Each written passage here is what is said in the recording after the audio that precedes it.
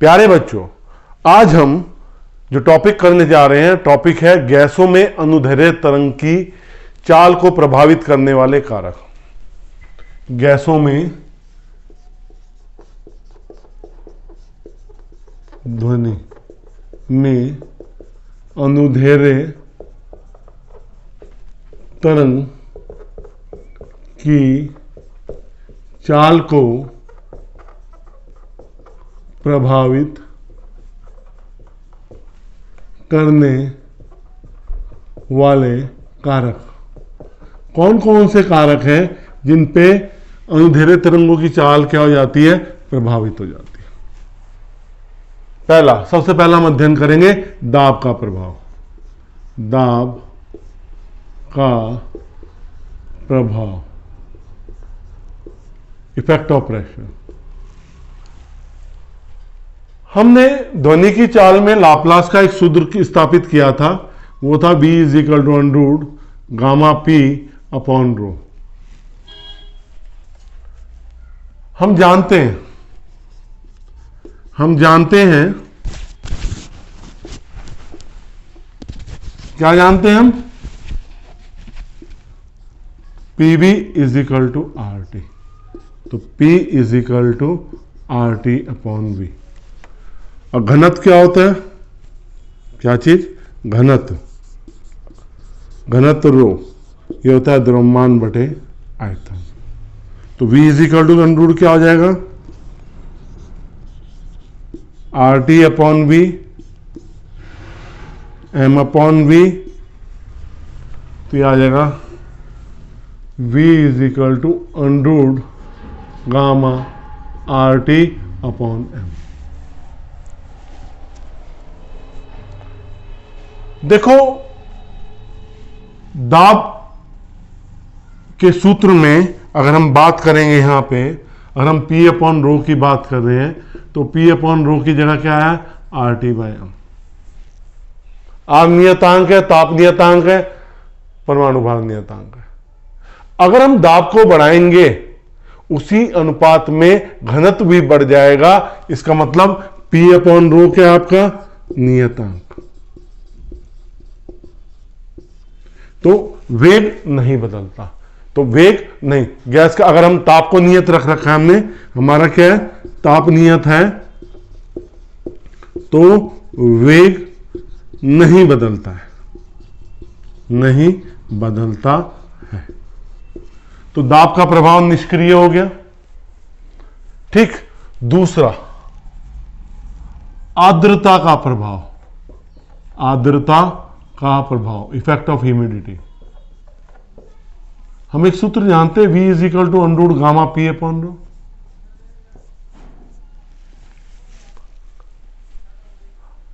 अगर हमारा P नियत है, तो V व्युत्क्रमानुपाती 1/ρ हो जाएगा। रो का मान घटाने पे वेग बढ़ जाएगा और रो का मान बढ़ाने पे वेग क्या हो जाएगा? घट जाएगा। अगर घनत्व बढ़ेगा तो वेग घटेगा, घनत्व घटेगा तो वेग बढ़ेगा। हमारे पास दो तरह की वायु होती है, एक नम वायु जिसे आर्द्र वायु कहते हैं, और एक शुष्क वायु। शुष्क वायु मतलब ड्राई एयर। जो नम वायु होती है उसका घनत्व शुष्क वायु के घनत्व की तुलना में कम होता है। इसलिए नम वायु में ध्वनि की चाल शुष्क वायु में ध्वनि की चाल की अपेक्षा क्या होती है? अधिक होती है। मतलब नम, जब ये नम हो जाती है, आर्द्र हो जाती है। वायु की गति का प्रभाव। तीसरा, वायु की गति का प्रभाव। कभी आपने महसूस किया है, हवा बहुत तेज चल रही है और मैं हवा के विपरीत चल रहा हूं, तो मुझे चलने में बहुत दिक्कत हो रही है, मेरा वेग, चलने का वेग घट रहा है। और मैं अगर हवा की दिशा में चल रहा हूं तो मैं तेजी से चलता हुआ जा रहा हूं। इसी तरह ध्वनि की चाल होती है। और वायु की दिशा में है तो ध्वनि की चाल क्या हो जाती है? बढ़ जाती है वायु की दिशा में। ठीक है, और वायु की विपरीत दिशा में कम हो जाती है। ओमेगा क्या है? वायु का वेग। ये तो ध्वनि की चाल है, v ध्वनि की चाल है, ओमेगा क्या है? वायु की चाल। अब चौथा आता है, उसे कहते हैं किसका? आवृत्ति का प्रभाव। आवृत्ति का प्रभाव। अमूमन ये माना जाता है कि ध्वनि की चाल पर आवृत्ति का प्रभाव होता ही नहीं है। माना क्या जाता है? होता ही नहीं है।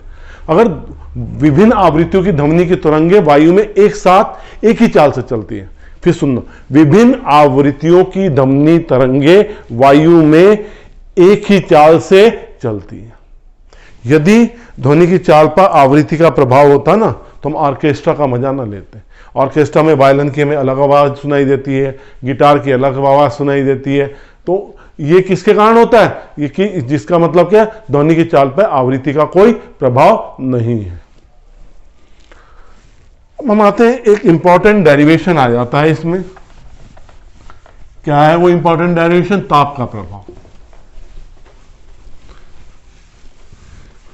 ताप से जो ध्वनि का वेग है वो बहुत प्रभावित होता है। उसी सूत्र की स्थापना हम करने जा रहे हैं।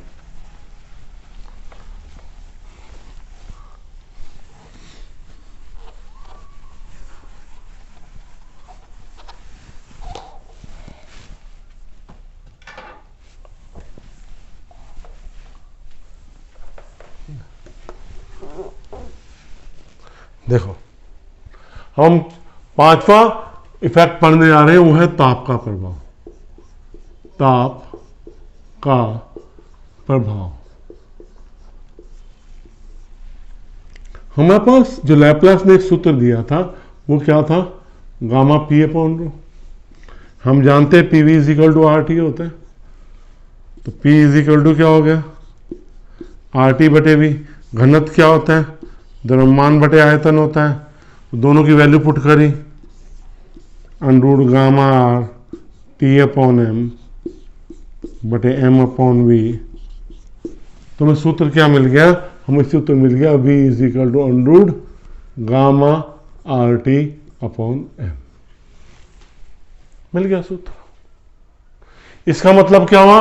v अनुक्रमानुपाती किसके? परम ताप के।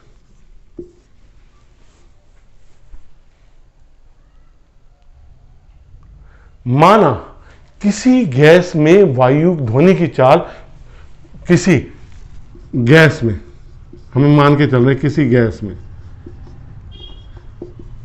0 डिग्री सेल्सियस पे ध्वनि की चाल V0 है, और T डिग्री सेल्सियस पर ध्वनि की चाल VT है। तो V0 कितना हो जाएगा? अंडर गामा आर 0 प्लस 273 बटे एम। हम परम ताप में ले आए, तो V0 कितना हो गया? अंडर गामा आर 273 बटे M. VT under gamma R T plus 273 बटे एम। तो VT upon V0 gamma R T plus 273 बटे M divided by gamma R 273 बटे एम। जब डिवाइड करेंगे तो क्या आ जाएगा? VT अपॉन V0 कितना बच जाएगा? अंडर टी प्लस 273 बटे 273। तो हम इसे यूं भी लिख सकते हैं, VT upon V0 1 plus T upon 273 की घात 1 बटे 2। 273 से 273 का एक यहाँ पे आ गया, और टी बटे 273। तो ये क्या हो गया? VT अपॉन V0 1 प्लस 1 बटा 2 टी अपॉन 273। किस थ्योरम से हम किने किया? द्विपद प्रमेय से। कौन सी प्रमेय से? द्विपद प्रमेय से। द्विपद प्रमेय में क्या होता है? 1 प्लस एक्स की पावर n क्या होता है? 1 प्लस एन एक्स। ठीक है, तो ये क्या हुआ? VT upon V0 VT is equal to क्या हो जाएगा, V0T अपॉन 546। अब हमारे पास V0 का मान कितना होता है, हमने गणना करिए 332 मीटर प्रति सेकंड। तो VT इज इक्वल टू ये V0 रखेंगे, यहाँ 332 T बटे 546, VT is equal to V0 plus 0.61 T। इसका मतलब क्या है, अगर मैं 1 डिग्री सेल्सियस बढ़ाऊंगा तो VT कितना बढ़ जाएगा, V0 प्लस 0.61। अगर मैं 10 डिग्री सेल्सियस बढ़ाऊंगा तो VT कितना हो जाएगा, V0 plus 0.61 into 10, V0 plus 6.1। मतलब 1 डिग्री सेल्सियस बढ़ाने पर कितनी ध्वनि की चाल बढ़ रही है, 0.61 मीटर प्रति सेकंड क्या कर रही है, बढ़ रही है। ओके, ये इंपॉर्टेंट डेरिवेशन है बेटा, कर लेना, इस पर न्यूमेरिकल भी आता है और आपके एनुअल में ये टपक भी जाता है। अब हम क्या करेंगे, ये डेरिवेशन पे न्यूमेरिकल्स भी आते हैं। क्या आते हैं, न्यूमेरिकल्स भी आते हैं बेटा। पर जब भी न्यूमेरिकल आपको करना है, न्यूमेरिकल किस में करना है, परम ताप पर। किस पे करना है, परम ताप, एब्सोल्यूट टेम्परेचर पर आपको क्या करना है, ये न्यूमेरिकल करना है। उसमें 273 मतलब डिग्री सेल्सियस में नहीं रखना, केल्विन में आपने बदलना है उसे। अब हम क्या करेंगे, विभिन्न गैसों में ध्वनि की चाल। विभिन्न गैसों में ध्वनि की चाल। विभिन्न गैसों में ध्वनि की चाल क्या क्या होती है। पहला, गैसों के घनत्व के पदों में। गैसों के घनत्व गैसों के घनत्व के पद में।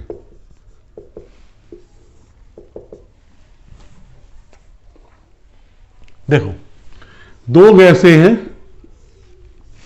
दोनों गैसों के घनत्व अलग अलग हैं पर एक ही दाब पर है। समान ताप तथा दाब पर दो गैसों के घनत्व कितने हैं, ρ1, और दूसरी गैस के लिए वेग क्या आ जाएगा, √ गामा P अपॉन ρ2। समान ताप व दाब पर दो गैसों के घनत्व ρ1 व ρ2 हैं। जब हम इन्हें इसे डिवाइड करेंगे तो क्या आ जाएगा, V1 अपॉन V2, ये हो जाएगा gamma P upon ρ1, gamma P upon ρ2, यह आ जाएगा √ ρ2 अपॉन ρ1।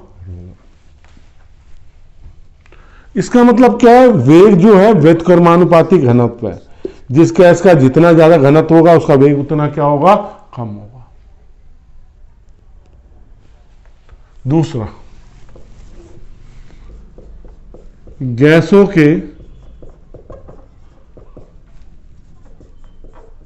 अणुभार के पद में।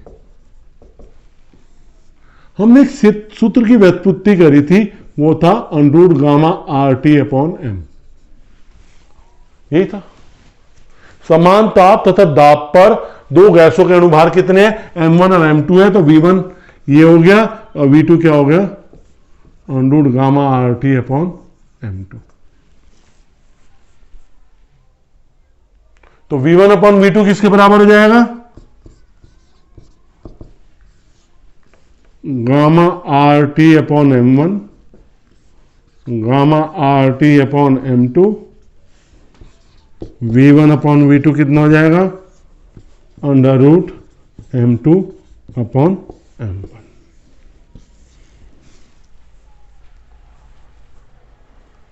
इस तरह से इसका मतलब क्या है, V व्युत्क्रमानुपाती अणुभार के। अणुभार जितना ज्यादा होगा उतना ही वेग क्या होगा, उस गैस का क्या होगा, कम होगा। अब हम कौन सा संबंध स्थापित करने चाह रहे हैं? किसी गैस में ध्वनि की चाल, किसी गैस में ध्वनि की चाल तथा वर्ग माध्य मूल वेग में संबंध। क्या संबंध होगा? देखो v इजिकल टू क्या होता है हमारे पास? Under gamma P upon rho. V R M S क्या होता है? Under 3p upon rho. तो V R M S upon V क्या आ जाएगा पुनः? Under 3p upon rho, under gamma p upon rho, तो अंडर 3 अपॉन गामा, ये रिलेशन आ जाएगा। तो V R M S is equal to